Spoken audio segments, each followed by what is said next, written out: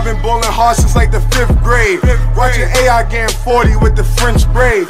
Love Indiana, I'ma miss some good days. Charlotte Hornet, MJ, that's a new wave. Shorty like the way that I ball out. I've been getting money till I fall out. Scoop a maid, then I tell her call out. Bonjour à tous et bienvenue sur 5x5, votre podcast 100% basket, 100% analyse de comptoir. Je suis votre hôte Sativa et je suis rejoint comme d'habitude par l'équipe Réa, Pop et Toc. Bonjour tout le monde. Salut. On va aborder la dernière série du second tour, la série de l'Ouest avec Golden State, seed 2 de ce bracket et qui a éliminé au premier tour Denver sur le beau score de 4-1, et Memphis, qui le seed 2, j'ai inversé, je me suis emmêlé les pinceaux, pardon, qui lui a éliminé le seed 7 de ses playoffs, les Timberwolves, sur un score un peu plus serré, 4-2, avec de bien beaux matchs. On va revenir un petit peu sur les séries disputées. On va commencer par Golden State qui a eu la série la plus facile des deux. Est-ce que vous avez quelques remarques à faire sur Golden State, que ce soit dans leur jeu, ou est-ce que Denver n'était tout simplement juste pas au niveau et c'était une série beaucoup plus facile que prévu? Un petit peu des deux. Denver était vraiment trop diminué. Donc c'était mort avant même de commencer pour prendre la série. Je pensais que Denver résisterait un petit peu plus, mais Golden State a vraiment été très très fort sur les 3 premiers matchs. Ça a été un peu moins le cas sur les 2 matchs suivants, mais la logique est respectée en tout cas. C'est ça, on va dire début de série facilité aussi par Jordan Poole, qui est resté sur sa saison régulière, confirmé sa saison régulière on va dire, et puis par la suite il est un petit peu retombé dans standard, je dirais. À côté de ça, même des gros blessés, des joueurs importants côté Denver, ce qui fait qu'il y a un match au final. On rajoute aussi le fait qu'au final, tu as Curry qui finit par revenir correctement et qui commence à être de plus en plus en rythme suite à son retour de blessure. Qui sort du banc. Problème qui est insoluble. Sur la fin, il n'est pas titulaire ? Sur le dernier match seulement. Il est sorti du banc les 4 premiers matchs. Sort du banc au début, limitation de minutes, et puis dernier match, bon allez c'est bon, t'es de retour, voilà. Et aussi quelque part l'avantage d'avoir un Denver décimé en face. Tu peux te permettre de laisser Curry revenir petit à petit. Ouais, il est monstrueux en sortie de banc de toute façon. Ouais, non, il n'y a pas un coup, genre, il fait 15-20 minutes, il te met 30 points, t'es là, le match est plié. Hein. En même temps, c'est l'exemple même du mec qui prend feu en permanence. Donc, tu le fais sortir du banc, évidemment, il va prendre feu. Tu sens que les années à regarder son père sortir du banc, il a appris 2-3 trucs. Ouais, non, c'était une équipe trop isolée, mais cette line-up alignée, Curry, Poole, Thompson, Wiggins, Draymond Green, c'est vraiment intéressant. Vraiment intéressant et très efficace. Pour Memphis, un peu plus compliqué. Minnesota meilleur que ce que certains espéraient. Je m'attendais à une série plus serrée à titre personnel, mais je sais que certains voyaient une victoire plus large. Qu'est-ce que vous retirez un peu de Memphis sur cette série ? Moi, ce que j'attendais d'eux, c'est que je voyais une série en 7, je voyais mal les équipes lâchées à domicile. Je m'attendais à un Hayward qui confirme. Je m'attendais à D'Lo 4 qui répondent un peu plus aux attentes, notamment au Game 6. Hein. Ça a été assez... J'ai pas regardé le match en entier, je me suis fait un long résumé, le long résumé NBA, plus regarder l'évolution du score pendant le truc. Je crois qu'il mange quasiment plus 20 dans le dernier quart-temps. Comme ça, un dernier quart-temps à sens unique. Sur les 3 derniers matchs, à chaque fois, ce dernier carton, même ouais, c'est ça.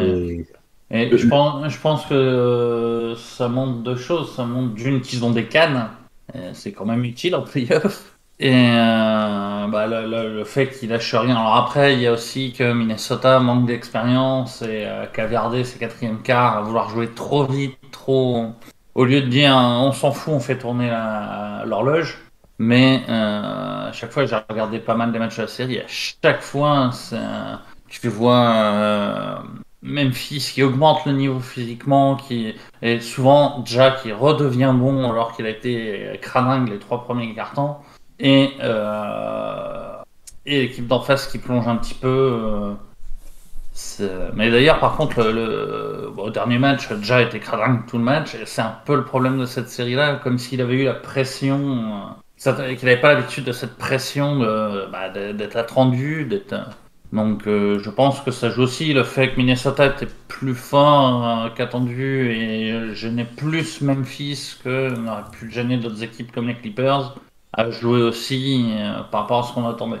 Ouais, pas terrible, hein. Je vais pas dire qu'ils sont sauvés par Desmond Bain, mais le mec fait clairement le meilleur joueur de la série. Je pense qu'il fait une série assez dingue avec Brandon Clark aussi qui sort du banc. Mais les titulaires, vraiment, vraiment pas dedans, hein. Même Jaren Jackson Jr., il fait pas du tout une belle série. Il est assez mauvais.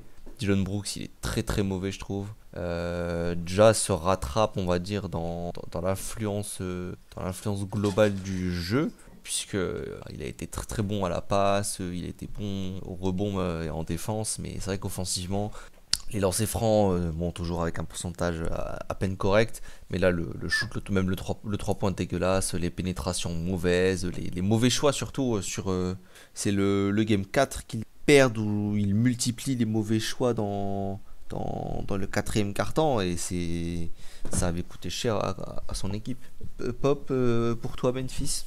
Mais un peu comme j'avais dit la dernière fois, je trouvais qu'en fait, Bain, c'était une seconde option plus crédible que Russell, que même qu'Edwards dans la régularité. Et on m'avait expliqué que en fait, Russell, c'était de multiples saisons à 20 points. Au final, Bain a été la véritable meilleure option offensive des deux équipes confondues, dans l'efficacité et dans le volume également. Donc ça montre que c'est une deuxième option crédible et que c'est pas parce que c'est qu'un sophomore qu'il ne peut pas l'être. Bah voilà, et puis c'est vrai que souvent on a dit Memphis, ça manque un peu d'une deuxième option vraiment solide, dont on est sûr qu'il mettra ses 20 points à chaque match. Je pense qu'il a répondu sur le terrain. Perso, pour moi, c'est le meilleur joueur côté Memphis du premier. Du premier tour, oui, clairement. Et Mohan, t'as beau poser. D'ailleurs, je suis même pas sûr. Je crois que c'est lui le meilleur marqueur, par exemple. Oui. Et pas juste sur l'efficacité au tir, c'est un apport. Quand tu vois que les matchs ont été relativement serrés, moi, c'est ce qui pèse, c'est le facteur déterminant dans la balance. C'est ce dont on parle souvent, avec un peu la profondeur de Memphis, hein. C'est aussi sur cette série qui passe, hein, puisqu'en face, Edwards et Towns font leur série au global, hein, mais c'est juste que derrière, il n'y avait absolument personne.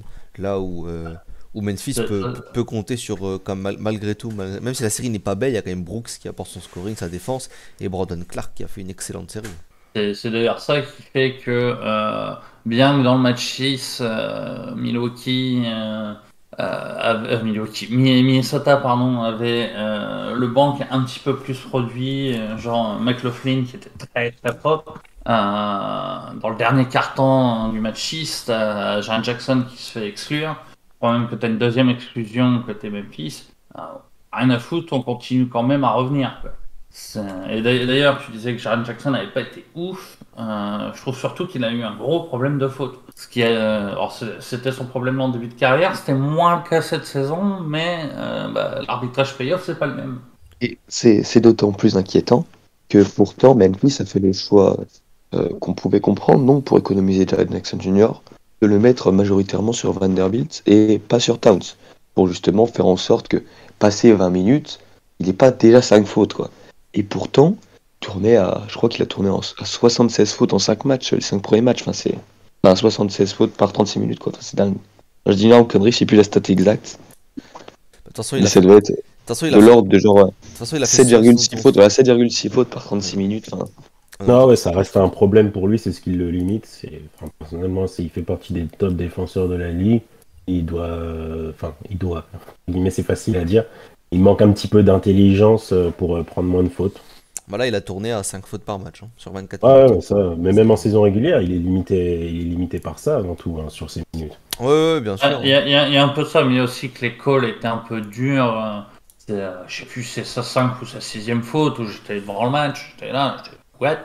Il y a eu quelques fautes sifflées, des fois je comprenais pas, tu vois. Je dis pas que ça se sifflait pas, mais d'habitude ça se siffle pas, et je pense qu'il a eu du mal à s'adapter à ça aussi. Dans l'ensemble, quand même, je peux comprendre qu'on prenne des fautes en défendant sur un très bon joueur individuel, en défendant sur Towns, je comprends que je prenne des fautes. Mais en défendant dans le rôle de Lowman, en fait, sur Vanderbilt, un peu être un libéraux défensif, quoi, la Yanis, c'est dur de comprendre comment tu peux prendre 7,6 fautes ramenées à 36 minutes, quoi. C'est monstrueux, hein. Je suis d'accord. Est-ce que malgré du coup la victoire, on n'est pas sur une série très rassurante à venir contre Golden State et Memphis se retrouve peut-être outsider au final? C'est peut-être la meilleure chose qui puisse leur arriver. Je pense vraiment qu'ils avaient un peu les genoux qui tremblaient du fait d'être pour la première fois depuis très longtemps attendus comme ça. De toute façon, vous devez gagner, les gars. Mais vous n'êtes pas beaucoup plus expérimentés, mais bah les couilles, vous êtes 6-2, vous devez gagner. Et le fait d'avoir Golden State en face va peut-être justement les libérer un peu en mode de toute façon, on n'a rien à perdre. Si on se fait éliminer, personne ne sera surpris. Donc, c'est pas forcément une mauvaise chose pour moi. Ouais, parce que je pense qu'ils ont un mauvais match-up en fait. Je pense que là. Moins qu'on puisse dire. Hein? Moins qu'on puisse dire. Ah ouais, Et parce que. si on rentre dans l'analyse directement, ouais. Ouais, vas-y, hein, parce que Desmond Bain, qui est le meilleur joueur, s'il se farcit Klay Thompson ou Andrew Bah ouais, Wiggins moi de je mets l'autre côté Clay du dessus. terrain. Wiggins, enfin tu dis c'est pour Moren qui bon reste quand même le meilleur joueur. On sait que c'est un joueur qui va chercher la pénétration, qui a du mal s'il n'arrive pas à pénétrer. Et tu lui mets un Wiggins Draymond dessus, juste je sais pas trop ce qu'il va faire. Ça justement ça va être intéressant. On va voir comment il se révèle dans cette série. Wiggins, c'est pas non plus si exceptionnel que ça comme défenseur. Par contre, t'as Draymond, ouais, mais Draymond, il a plus 20 ans non plus. T'es fort bien, Wiggins. Hein. Ouais, je sais pas ce que t'es. Enfin, pour limiter un Moren qui pénètre, franchement, Wiggins, ça coche beaucoup de cases. Il a été vraiment bon. Hein. Il défend bien, mais c'est pas non plus un défenseur d'exception. Ouais, après. C'est pas Pippen, si tu peux. En même temps, c'est Morant en face, hein. C'est pas Jordan si on va comme ça. Oui, mais tu vois, tu comprends ce que je veux dire. Même s'il va gêner, ça c'est clair. Pour moi, ça va tenir à la capacité de Draymond d'avoir des cannes pour stopper Memphis à l'intérieur. Et il a plus 20 ans. Et ça cavale en face. Bon, ils vont revenir à une line-up avec Jackson titulaire en 5, je pense, la plupart du temps, ou alors qui a beaucoup de minutes, parce que je suis pas sûr que faire jouer Tillman ou Adams titulaire en 5 avec beaucoup de minutes soit vraiment une bonne solution. Ah bah, de toute façon, Adams risque d'avoir du mal à jouer, il est en Health and Safety Protocol, normalement. Mais on le verra pas, je pense, ouais. Oh ouais, au-delà de ça, tu regardes l'époque OK ici, il avait ses minutes qui diminuaient quand il jouait face à Golden State. Enfin, même globalement en playoff, il était limité. Là, Golden State qui a encore plus accentué le truc, où avant ils avaient rien, on va dire. Aujourd'hui, disons non plus. Après, voilà, c'est pas l'absence la plus préjudiciable. Après, même en défense, même en sortie de banc, Moren, quand il va avoir Fiston Payton sur le dos, oh là là. Ah, ça va défendre dur en face, ça y est, pas de soucis. Hein. Non, mais ça match trop bien, je trouve. En fait, c'est ça, je trouve que ça match trop bien. Ça. Le jeu de Memphis, le scoring de Memphis, il est sur sa ligne arrière, quoi. Et c'est exactement là où Golden State peut excellemment bien défendre. Hein. Ils ont des armes. Hein. Il faudra les stopper de l'autre côté, ce serait intéressant aussi. Ouais, mais c'est pas non plus des perdreaux de l'année en défense, Memphis. Non, ça reste une bonne équipe quand même, mais tu vois, leur jeu, même s'il n'est pas construit autour de Jaren Jackson Jr. en défense, c'est quand même un ancrage défensif dans leur système.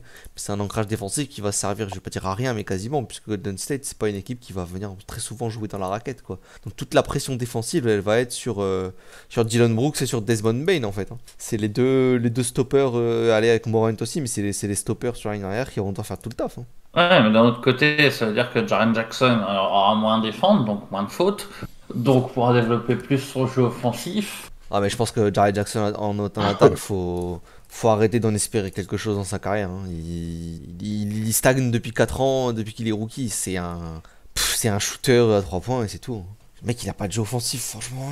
Et encore à 3 points il est pas bon depuis 2 ans. Donc j'imagine pas. Oui, ça 15 points sur une série et franchement c'était content c'était ça. Je le vois pas, ouais, je le vois pas. Il aura plus de minutes probablement du coup, parce que je pense qu'il chopera quand même moins de fautes malgré tout. Mais sinon. Après oui, il va pas te mettre 50 points, mais c'est comment dire. C'est quand même mieux. Bon, alors, je sais qu'il sera pas là, mais c'est quand même mieux que s'ils avaient dû mettre Adams pour développer du jeu offensif à l'intérieur. Ouais, ça c'est sûr. Après oui, il leur manque un intérieur dominant pour être vraiment au plus fort, mais d'un autre côté, y a-t-il vraiment un intérieur dominant offensivement à Golden State? Alors oui, si, Draymond au niveau du jeu de passe, mais pas forcément au niveau des points. Donc, Ah non, il va pas scorer, mais il va le faire sortir bien souvent. Avec tous les 50 écrans qui vont être posés, quand Jaren Jackson Jr. va devoir danser sur Curry, ça va être drôle. ça... Après, oui, c'est là où on va voir les limites du jeu actuel de Ja. C'est qu'il manque de 3 points, il manque de tir globalement par rapport à d'autres joueurs au même poste. Et donc il est obligé de passer à l'intérieur, ça limite un peu, oui. C'est là où c'est vrai que s'il avait un shoot à 3 points vraiment de qualité, enfin en tout cas plus que ce qu'il a actuellement, tu pourrais pas le laisser shooter à 3 points. Alors que là, ça peut valoir le coup de prendre le risque de dire bah, je blinde l'intérieur pour pas que tu passes, et puis vas-y, prends tes 3 points de loin parce qu'on te laisse pas d'autre solution. En saison régulière, il a eu un 3 points correct. C'est une bonne évolution de son jeu quand même, malgré tout. C'est pas incroyable, mais quand t'es à peu près à 35%, on va dire que t'es une menace offensive décente. Mais ça, c'est en saison régulière, quoi. C'est sûr que s'il tourne avec les mêmes pourcentages qu'au premier tour, c'est-à-dire 20%, je crois, enfin bref, cataclysmique, son jeu va être trop stéréotypé et trop attendu par Golden State, hein. Le mec, en fait c'est simple, hein, si Game 1 il commence à pas très bien shooter, moi je pars du principe que toute la série je m'en fous, je laisse tirer à 3 points, hein.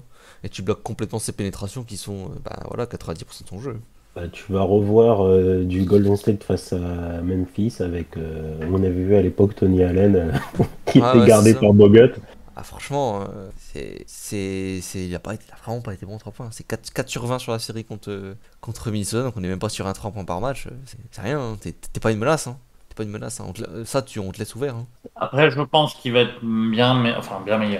Euh, Oui, il peut être il fera peut-être peut-être pas libéré. des dingueries, mais je pense qu'il va être meilleur au global face à Golden State que ce qu'il a été euh, face à Minnesota. Maintenant, c'est pas les mêmes défenseurs en face non plus, donc ça se verra pas forcément dans les stats. Est-ce que vous voulez rajouter quelque chose avant qu'on parle pronostic? Moi c'est bon, Pop peut-être. Non, non, c'est rien d'autre. Ok, bah écoute, comme d'habitude, Réa, je te laisse la main pour ton petit pronostic. Écoute, à l'origine sur mon bracket, j'ai mis 4-2, mais je pensais que Curry serait pas revenu dans un aussi bon état. Je pensais que Memphis serait un peu mieux au premier tour, donc je suis un petit peu emmerdé là. Allez, 4-3 Memphis, parce qu'avec leur canne, je pense qu'ils vont avoir un Golden State à l'usure. Ok, pop. 4-0 pour Golden State. Ah, un sweep carrément. Doc. Bon, j'allais aussi mettre un sweep, mais bon, du coup, je vais moduler, je vais mettre un 4-1. Waouh, Golden là, c'est State. 4-1 du coup. Moi, j'ai jamais pensé au sweep, mais j'ai bien le 4-1 moi aussi pour Golden State. Le sweep, ça me semble un peu. Je sais pas. Ne pas voir Memphis prendre un match, ça me paraît beau, ça me paraît fort quand même. Ah, ça peut vite arriver, un Morin qui te fait un premier match où il rentre rien à 3 points. Du coup, c'est la défense, puisque c'est la défense quand même, et il est sacrément intelligente côté Warriors. Du coup, le laisse vraiment ouvert, lui derrière qui assume pas mentalement. Ah, déjà, ça te fait un joueur en moins. Et puis bon, s'il a pas cet apport, je vais pas dire qu'il sert à rien, mais c'est pas du tout le même joueur. Ok, ok, ok. Je le trouve dur quand même avec Memphis là. Bah Ils n'ont écoute, rien fait pour nous faire le contraire. Hein. écoute déjà, mon premier. Après, je suis peut-être un peu ambitieux, c'est vrai que je dis 4-3 Memphis, même si moi-même je me dis ce sera plutôt 4-3 Golden State, mais après j'ai mis Memphis champion dans mon bracket, alors faut bien que je les défende jusqu'au bout. Bah, Après, moi, j'avais 4-3 initialement pour les Warriors, mais franchement, ils ont pas assez step up à mon goût pour poser vraiment des problèmes à une équipe aussi expérimentée. moi, c'est la continuité de ma pensée depuis le début, hein. J'avais 4 Memphis au premier tour, je sentais une série difficile, ça a été une série difficile. Et à côté, Golden State a été vachement impressionnant, je trouve. Donc, franchement, l'expérience playoff en plus qui est monstrueuse d'un côté quand même, hein. Ils ont été vraiment impressionnants les 3 premiers matchs, après c'était moins ça. Ouais, Alors, après, est-ce que il y a c'était 3-0. parce qu'ils étaient moins bons physiquement ou... Parce qu'il y a 3-0 surtout. Pour le match 4, oui, pour le match 5, justement, ils auraient dû le plier beaucoup plus facilement que ça. Ouais, après, c'est Jokic qui les maintient en vie, hein, de toute façon, à chaque C'est fois. ça. Je veux dire, Putain, le fait que j'ai l'impression que Denver, à partir du match 4, trouve vraiment la martingale pour stopper Poole, ce qui bloque pas mal le jeu offensif de Golden State sur ces matchs-là. Lui, je pense qu'il est juste trop peu inexpérimenté à ce stade de compétition pour être régulier dans ce scoring sur 5 matchs comme ça. C'est compliqué. Mais c'est là où c'est la force de Golden State, c'est que même si Poole n'est pas très bon, t'as toujours Curry, t'as toujours Thompson, t'as toujours Wiggins qui met des points, t'as des mecs sur le banc qui savent scorer un petit peu. Même si Poole n'est pas très bon et ne marque que 10 points, le reste de l'équipe est encore assez fort. Même un Kuminga qui n'a pas joué, qui peut être intéressant. Hein. Je sais pas s'il dépasse les 10 minutes par match. C'est un joueur qui peut quand même t'apporter 15-20 minutes où il va être dans l'énergie, mettre des points et tout. Où tu vas être là, c'est le joueur facteur X de la série alors que tu l'as pas vu venir. Je dis plus ça dans le sens où cette année ils ont quand même vachement pris l'habitude de jouer avec lui / sur lui. Et donc s'il s'enraye encore, ça va être plus difficile en match de s'adapter d'un match à l'autre, pas de souci. Mais je suis tellement habitué à jouer d'une manière que quand là ça marche pas, tu vois qu'ils vont se casser les dents exactement comme au match 4 contre Denver. Ouais, on verra. Hein. Moi, j'étais pas spécialement confiant pour cette équipe de Golden State à la base, mais perso, un peu comme tout le monde, hein, le premier tour combiné au premier tour de Memphis me convainc sur le fait que ce sera peut-être pas une série si serrée que ça au final. Quoi. On verra bien. Après, dans tous les cas, si c'est Memphis qui passe, on sera content parce que c'est une belle petite équipe. Si c'est Golden State qui passe, on sera content parce que c'est une belle vieille équipe. Non, j'aime pas Golden State. Ça me donne trop le cul de leur mettre 4-1 en plus. Qu'on aime ou pas, il y a quand même des sacrés joueurs dedans, ça on peut pas le nier. Ah, bien sûr, non mais. Et puis là. Tiens, on parle souvent du Heat qui joue bien avec 3 pépitos, mais ce que le Golden State est capable de faire avec son banc en trouvant des joueurs qui payent pas de mine mais qui t'apportent les bonnes minutes, voilà, c'est fort ça aussi. Hein. Même ce qu'ils ont fait de Wiggins. Ce qui me fait plaisir de les revoir aussi bien aussi, c'est que ils ont quand même été accablés par la malchance depuis 1 ou 2 ans. Donc, revoir Curry, Thompson, surtout Clay en pleine possession de ses moyens. Draymond redevenir un petit peu Draymond, même si c'est moins qu'avant, ça fait quand même plaisir pour eux. Bien sûr. Bon, voilà qui referme le rideau sur cette preview et la dernière preview du second tour. À noter que, si je me trompe pas, on a eu 0 upset cette année. Puisque oui. On est que sur du 1-4 et du 2-3 en demi de conf. Est-ce qu'on aura enfin un upset je l'espère en tout cas. L'Est. Où ça? L'Est. Ah, tu vois Milwaukee passer, c'est intéressant. Je vois un double upset même. Il n'y a pas d'upset à l'Est pour moi. Je crois que j'en ai pas non plus. On verra bien. On se donne rendez-vous dans très longtemps quand les demi-conf seront terminés et on passera à de belles petites previews sur les finales de conférence. Bonne journée tout le monde, au revoir. Grinding in the gym so I could live through the recession. Real goons show me love cause they could feel how I'm connected. Background of a street dude, mind of a scholar. Just to pop our collar, man, we climbing for the dollar. I mean it when I say it, bro, we started from the bottom. Childhood friends dropping like leaves in this autumn. Don't believe time is money. Money is time. When you focus, man, you look up and your money is fine. I'm from a city where your friend will put a gun in your mind. Cause you eatin' and they envy all that glory and shine. I swear to God it gets realer. A city full of killers, addicts walking around looking like the zombies off a Thriller. It's sick and getting iller. That's why my skin thicken. Now you see why brothers wanna get away. Grab a Snicker. My mission took me to college where I picked up the knowledge and tried to stay away from violence inside. Escape the virus divided. My folks from tyrants, but I rise from that environment. In my life, it was perfect timing. And my drive blew me up atomic. Sick of these suckers all in my bubble though. Critiquing me on stuff I had to struggle for. This dream done been a long time coming, and my clock was Forrest Gump. It spent a long time running.